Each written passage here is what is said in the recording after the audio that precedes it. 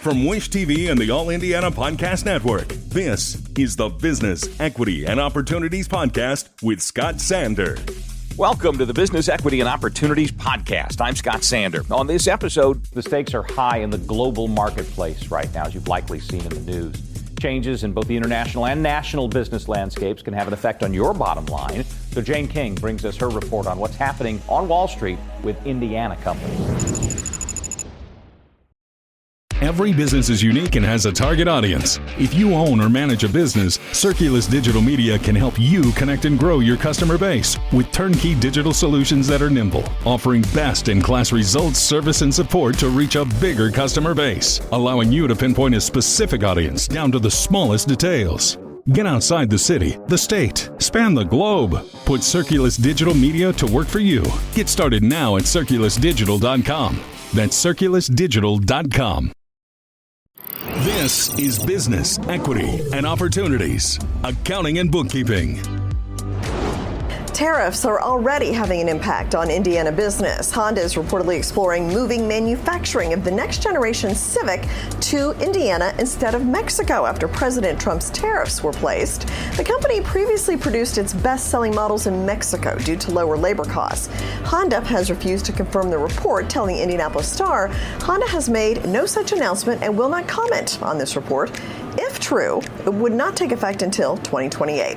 Meanwhile, Indiana farmers could be impacted because China is a top buyer of U.S.-grown soybeans.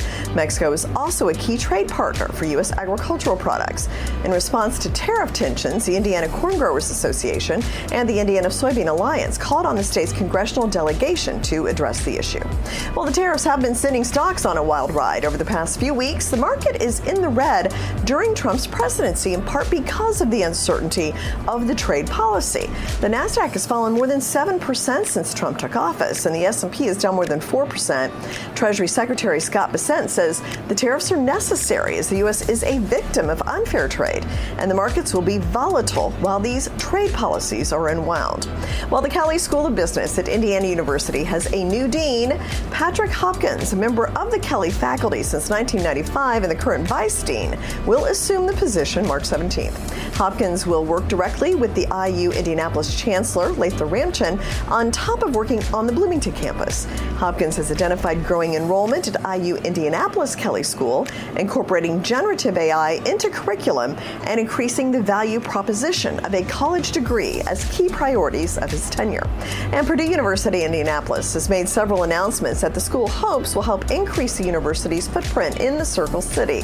David Umullis, the senior vice provost for Purdue Indianapolis, says the university has new programs in actuarial sciences, integrated business and engineering, the Cornerstone Liberal Arts Program, which is an integrated liberal arts program, entrepreneurship, and also several new master's degree programs.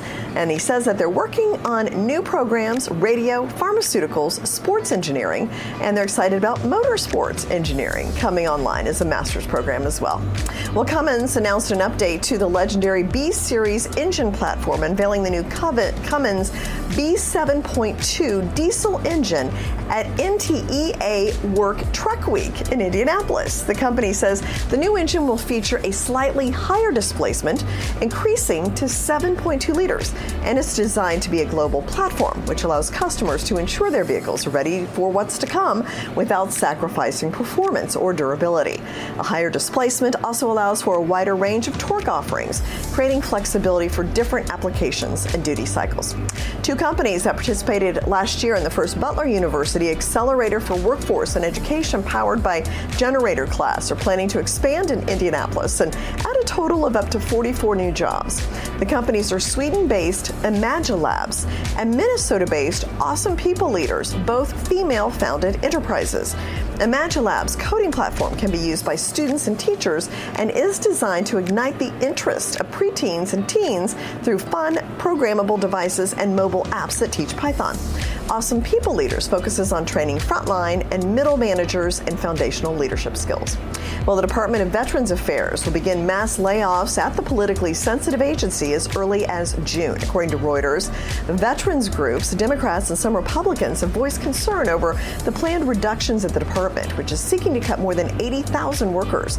The scale of the layoffs at the VA is greater than proposed cuts at other agencies and will hit a department that looks after a group that typically garners wide bipartisan support, military veterans. And finally, President Trump has vowed to make the U.S. the world leader in cryptocurrency. Since he took office, Trump has orchestrated a complete transformation of federal policy on crypto. The SEC has almost entirely reversed an aggressive campaign by the Biden administration to crack down on the industry. The agency has issued legal guidance to help crypto companies, ended investigations into major firms, and dropped lawsuits against two of the largest exchanges, Coinbase and Kraken. But some things are still unclear. Where will the money come from for a U.S. Bitcoin strategic reserve? Will it be made up of Bitcoin that the U.S. has seized? And who will manage it? While some believe Bitcoin could transform global money, others are still skeptical. From the New York Stock Exchange, I'm Jane King. Our thanks again to all the contributors who joined us for this episode of the Business Equity and Opportunities Podcast. We hope you found it enlightening, useful, and inspiring. You'll find more information about the show on our website, BEOshow.com. You can watch Business Equity and Opportunities Sunday mornings at 10 on Wish TV or live stream it through wishtv.com. Each week we provide 7 full segments with topics ranging from how to get started and how to access capital to the day-to-day running of your business and questions about accounting and bookkeeping. We feature business news and trends and always share a success story from one of our contributors. Join us next time for more insights into the world of small business. Be sure to sign up for our Business Equity and Opportunities newsletter to get even more valuable, up-to-date information. And if you have any questions or you'd like to be part of our show, please email us. The address is beo@wishtv.com. We'd love to hear from you. I'm Scott Sander. Thanks for listening. Watch the Business Equity and Opportunity Show on Wish TV and access all of our content and share it on demand anytime at BEOshow.com. You can find more podcasts from Wish TV on the All Indiana Podcast Network at allindianapodcastnetwork.com.